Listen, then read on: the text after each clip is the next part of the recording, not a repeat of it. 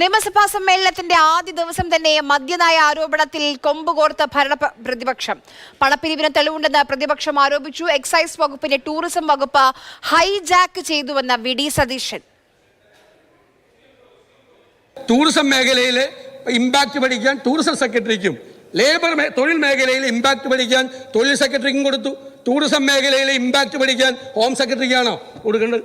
Tourism വകുപ്പ് അബ്കാരി policy renewal meeting സ്റ്റേക്ക് ഹോൾഡേഴ്സിനെ വിളിച്ച് നടത്താണ്. അതാ പറഞ്ഞത്, അങ്ങയുടെ വകുപ്പ് ടൂറിസം വകുപ്പ് ഹൈജാക്ക് ചെയ്തു. അങ്ങയുടെ വകുപ്പ് അവരാണ് തീരുമാനിക്കുന്നത്, അവരാണ് അവർക്ക് ഉറപ്പ് കൊടുത്തത്. കെട്ടിച്ചമച്ച വാദഗതിയാണ് പ്രതിപക്ഷം ഉന്നയിക്കുന്നതെന്ന് മുഖ്യമന്ത്രി പറഞ്ഞു. അന്വേഷണത്തിൽ ഒരു തടസ്സവും ഉണ്ടാകില്ല എന്നും മുഖ്യമന്ത്രി. മദ്യനയത്തിൽ പ്രാഥമികമായ ചർച്ച പോലും നടന്നിട്ടില്ല എന്ന നിലപാട് സഭയിലും എക്സൈസ് മന്ത്രി ആവർത്തിച്ചു. മദ്യനയം രൂപീകരിക്കുന്നതിന്റെ ഏറ്റവും പ്രാഥമികമായ ഘട്ടം എക്സൈസ് വകുപ്പ് മന്ത്രി ബന്ധപ്പെട്ട എല്ലാ സ്റ്റേക്ക് ഹോൾഡേഴ്സുമായി നടത്തുന്ന ചർച്ചയാണ്. ഈ വർഷം നയം ആവിഷ്കരിച്ചിട്ടില്ല എന്ന് മാത്രമല്ല, ആ പ്രാഥമിക ചർച്ച പോലും ഇതുവരെ നടത്തിയിട്ടില്ല. ജൂൺ 12, 13 തീയതികളിലാണ് ആ ചർച്ച നടത്താനിരിക്കുന്നത്. അപ്പോൾ ഏറ്റവും പ്രാഥമികമായ ഘട്ടം പോലും ഇവിടെ നടത്തിയിട്ടില്ല. പ്രതിപക്ഷത്തിന്റെ അടിയന്തര പ്രമേയ നോട്ടീസ് സ്പീക്കർ തള്ളി. പ്രതിപക്ഷം നടുത്തളത്തിൽ പ്രതിഷേധിച്ചു. തിരുവനന്തപുരത്ത് നിയമസഭയിൽ നിന്ന് പ്രശാന്ത് കൃഷ്ണ നമുക്കിപ്പം വിവരങ്ങളുമായി ചേരുന്നു. പ്രശാന്ത്, ഈ പ്രതിപക്ഷം ഉന്നയിക്കുന്ന ആരോപണം ഒന്ന്, ടൂറിസം വകുപ്പ് ഹൈജാക്ക് ചെയ്യുകയാണ് എം.ബി. രാജേഷിന്റെ വകുപ്പിനെ, എക്സൈസ് വകുപ്പിനെ. അതാണ് പ്രധാനപ്പെട്ട ആരോപണം. പിന്നെ ഇങ്ങനെ ഒരു ബാർ കോഴയ്ക്ക് അതിന് കൃത്യമായ തെളിവുകളുണ്ടെന്ന് പറയുന്നു. ആ തെളിവുകൾ എന്തൊക്കെയാണെന്ന് പറയുന്നുണ്ട് പ്രതിപക്ഷം. എന്താണ് എം.ബി. രാജേഷിന്റെ മറുപടി വിഷയത്തിൽ? മദ്യനയവുമായി ബന്ധപ്പെട്ട് ടൂറിസം സെക്രട്ടറിയും KTDCയും എല്ലാം യോഗം വിളിച്ചത് അതുകൊണ്ടാണ് ടൂറിസം വകുപ്പ് എക്സൈസ് വകുപ്പിനെ ഹൈജാക്ക് ചെയ്തു എന്ന വിഷയം പ്രതിപക്ഷം ഉന്നയിക്കുന്നത്. ഇതിലൂടെ ഭരണപക്ഷത്തെ കൂടുതൽ പ്രതിരോധത്തിലാക്കുക എന്ന തന്ത്രമാണ് പ്രതിപക്ഷം സ്വീകരിച്ചത്. ആരോപണ പ്രത്യാരോപണങ്ങൾ ഉണ്ടായി. അതിനുള്ള എക്സൈസ് മന്ത്രിയുടെ വിശദീകരണം മുൻകാലത്ത് UDFന്റെ ഭരണകാലത്തും മദ്യനയവുമായി ബന്ധപ്പെട്ട യോഗങ്ങൾ ടൂറിസം വകുപ്പ് നടത്തിയിട്ടുണ്ട് തുടങ്ങി അതുമായി ബന്ധപ്പെട്ട വിശദീകരണങ്ങൾ മാത്രമല്ല, 52 ഡ്രൈ ഡേ ഉണ്ടായിരുന്ന ഒരു എക്സൈസ് നയം അത് പിൻവലിക്കാൻ വേണ്ടി മറ്റൊരു നയം കൊണ്ടുവന്നതാണ് UDF. അത്തരം UDFനെ കടന്നാക്രമിക്കുന്ന രീതിയിൽ അത്തരം വാദങ്ങൾ നിരത്തിയാണ് എക്സൈസ് മന്ത്രി ഈ ആരോപണത്തെ നേരിടാൻ ശ്രമിച്ചത്.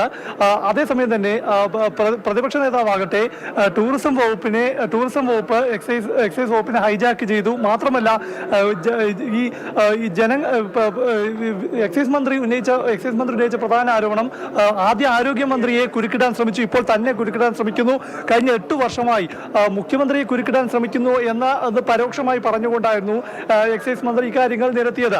അതിനിടെ സംസാരിച്ച ടൂറിസം വകുപ്പ് മന്ത്രി ഇത്തരത്തിലൊരു യോഗം, അതായത് ടൂറിസം സെക്രട്ടറി ഒരു യോഗം വിളിച്ച കാര്യം അദ്ദേഹം സമ്മതിക്കുന്നുണ്ട്. പക്ഷേ താൻ അറിയാതെ അത്തരത്തിലൊരു യോഗം നടന്നതായി അദ്ദേഹം സമ്മതിക്കുന്നു. അതിലൂടെ തന്നെ പ്രതിപക്ഷം ഈ വിഷയം ഏറ്റുപിടിച്ചു. അതായത് ടൂറിസം മന്ത്രി അറിയാതെയാണ് ഇത്തരത്തിൽ യോഗം നടന്നെങ്കിൽ അദ്ദേഹം ആ സ്ഥാനത്തിരിക്കാൻ അർഹനല്ല എന്ന വിമർശനം പ്രതിപക്ഷം ഉന്നയിച്ചു. ഏതായാലും അവസാനമായി ഈ മറുപടിക്ക് ശേഷം സംസാരിച്ച മുഖ്യമന്ത്രി ഒരു കാര്യം വ്യക്തമാക്കിയത്, ഇപ്പോൾ നടക്കുന്ന അന്വേഷണം എക്സൈസ് മന്ത്രിയുടെ ആവശ്യപ്രകാരമാണ്. ഈ ശബ്ദ സന്ദേശവുമായി ബന്ധപ്പെട്ട അതിന്റെ ഉറവിടവുമായി ബന്ധപ്പെട്ട കാര്യങ്ങൾ അന്വേഷണം നടക്കുന്നത്. ആ അന്വേഷണം നടക്കുമ്പോൾ ഇത്തരത്തിലുള്ള വാദഗതികൾ കൊണ്ടുവരുന്നതിൽ മുഖ്യമന്ത്രി വിമർശിക്കുകയും ചെയ്തു. ഏതായാലും ആ അന്വേഷണം മാത്രമേ ഉണ്ടാകൂ എന്ന് സർക്കാർ വ്യക്തമാക്കിയിരിക്കുകയാണ്. അതേസമയം തന്നെ പ്രതിപക്ഷം ആദ്യം മുതൽ അവസാനം വരെ ഉന്നയിക്കുന്നത് അഴിമതി നിരോധന നിയമപ്രകാരമുള്ള അന്വേഷണം, അതായത് വിജിലൻസ് അന്വേഷണമാണ് പ്രതിപക്ഷം ആവശ്യപ്പെടുന്നത്. പക്ഷേ സർക്കാർ ആ ആവശ്യം അംഗീകരിച്ചിട്ടില്ല. അതിനാൽ തന്നെ പ്രതിപക്ഷം ഒന്നടങ്കം ഇപ്പോൾ സഭയുടെ നടുത്തളത്തിലിറങ്ങി ബഹളം വയ്ക്കുകയാണ്.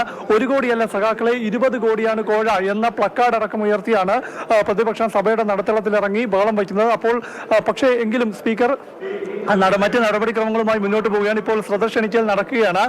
ഒരു ഘട്ടത്തിൽ ഈ റോജിയം ജോണാണ് ഈ വിമർശനം, ഈ അടിയന്തര പ്രമേയ നോട്ടീസ് അവതരിപ്പിച്ചത്. ജനിക്കാത്ത കുഞ്ഞിന്റെ ജാതകം ആണ് ജാതകമാണ് ഇപ്പോൾ എഴുതുന്നത് എന്ന എക്സൈസ് മന്ത്രിയുടെ വാദത്തെ പരിഹസിച്ചുകൊണ്ട് ഇതൊക്കെ ശ്രദ്ധിക്കേണ്ട അംബാനി എന്ന സിനിമയിലെ വാചകമെല്ലാം ഉയർത്തിക്കൊണ്ട് റോജിയം ജോൺ പരിഹസിക്കുകയും ചെയ്തു. അതായത് കുഞ്ഞ് ജനിച്ചിരിക്കുന്നു, അത് എക്സൈസ് വകുപ്പിൽ ജനിച്ചിരിക്കുന്നു, അതിന്റെ അച്ഛൻ ആരാണെന്ന് തിരക്കിയാൽ മതി എന്ന പരിഹാസവും പ്രതിപക്ഷം ഉയർത്തി. ഏതായാലും ഇക്കാര്യത്തിൽ ഈ വിജിലൻസ് അന്വേഷണം അല്ലാതെ മറ്റൊരു പരിഹാരത്തിൽ നിന്നും പിന്നോട്ട് പോകില്ല എന്ന നിലപാട് പ്രതിപക്ഷ നേതാവ് പ്രഖ്യാപിച്ചിട്ടുണ്ട്. അതുകൊണ്ട് തന്നെ സഭ വരും നിമിഷങ്ങളിൽ അലങ്കോലപ്പെടാനുള്ള സാധ്യതയുമുണ്ട്. ഏതായാലും സ്പീക്കർ ഇപ്പോൾ മറ്റ് സഭാ നടപടികളുമായി മുന്നോട്ട് പോയിക്കൊണ്ടിരിക്കുകയാണ്. സദസ്യനിക്കൽ ഇപ്പോൾ പുരോഗമിക്കുന്നു. പ്രതിപക്ഷമാകട്ടെ നടുത്തളത്തിൽ തന്നെ ബഹളം തുടരുന്നു. ശരി.